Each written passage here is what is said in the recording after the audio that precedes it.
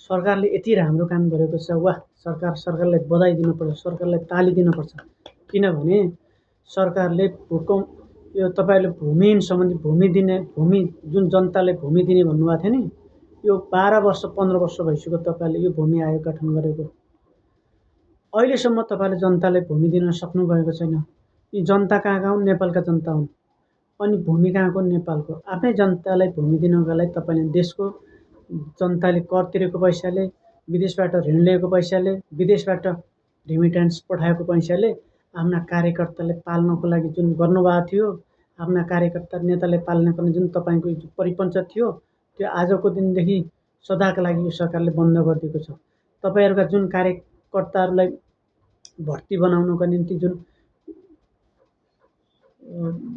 माथि सङ्घदेखि तल स्थानीय तहका लेभलकासम्म तपाईँले स्वकीय सचिवालय जुन विभिन्न नाममा गठन गर्नुभएको नि, त्यो पनि आजदेखि खत्तम भएको छ। त्यो पनि आजदेखि तपाईँको त्यो दोकान बन्द गरिदिएको छ सरकारले। यो सरकारलाई सल्युट गर्नुपर्छ, यो जिन्जीलाई सल्युट गर्नुपर्छ। त्यसपछि तपाईँले आफ्ना कार्यकर्ता र पहुँचका आधारमा जुन कार्यकर्ता भर्ती केन्द्र बनाउनु भएको थियो नि, जुनसुकै ठाउँमा करार नियुक्ति गर्नुभएको थियो नि, जुनसुकै ठाउँमा जागिर बनाउनु खुवाउनका निम्ति, तिनीहरूको पनि आजदेखि दोकान बन्द भएको छ। देशको ढुकुटी सक्ने काम गर्नुभएको थियो नि, त्यो पनि आजदेखि बन्द भएको छ। सरकारले एकदमै राम्रो पारदर्शी काम गरिरहेको छ। सरकारले एकदमै राम्रो गरिरहेको छ।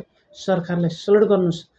यस्ता भ्रम जनतालाई जुन भ्रम छोड्नुभएको थियो नि, जनतालाई जुन दुःख दिने, जनताको खुन पसिना सोच्ने, जनतालाई पीडा दिने जुन काम गर्नुभयो, त्यो काम सरकारले आज 2 दिनमै देखाइदिएको छ।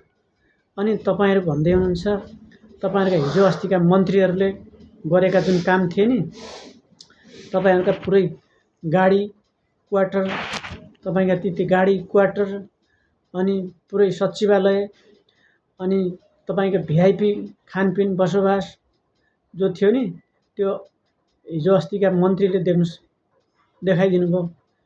मन्त्रालयमै खाने, 18 घन्टा ड्युटीमा खट्ने, मन्त्रालयमा खाने, मन्त्रालयमा बस्ने, अनि आफै पकाएर खाने, आफ्ना बडीगार्ड पनि चाहिएनन्, आफ्ना कुनै भान्से पनि चाहिएनन्, कुनै सहयोगी पनि चाहिएनन्। एउटा खाट, एउटा कुर्सी, एउटा टोयलेट, एउटा किचन भए पुग्छ भन्ने त्यहाँसम्मको हिम्मत तपाईँसँग कुनै मन्त्री थियो?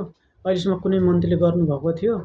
तपाईँहरू मन्त्री नाम चल्दा बित्तिकै तपाईँहरू दौरा सुरुवाल रेडी, तपाईँका भान्से रेडी, तपाईँका सचिवालय रेडी, पहिल्यै रेडी हुन्थे। आमा, दाइ, भाइ, बहिनी, छोराछोरी, बुहारीलाई तपाईँहरूले सचिवालय नियुक्ति गर्नुहुन्थ्यो, सचिवालय भरि गर्नुहुन्थ्यो। यो देख्नुभयो अहिले हिजो आज गरेको सरकारका मन्त्रीहरूले गरेको देख्नुभयो?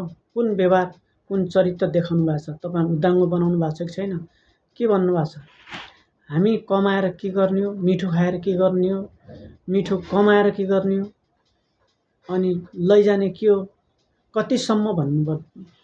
महावीर पुनको कुरा सुन्नुभएको छ?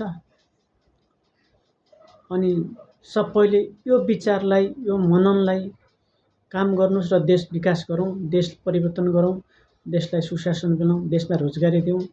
हाम्रा भएका स्वदेशमा विदेशमा भएका दाजुभाइ दिदीबहिनीहरूलाई उनीहरूलाई स्वदेशमै रोजगारी दिउँ र आगामी जुन चेन्जी भाइहरू छन् तिनीहरूलाई देशमै बस्ने वातावरण बनाऊँ। योसम्म लागौँ, यो मानसिकतामा लागौँ।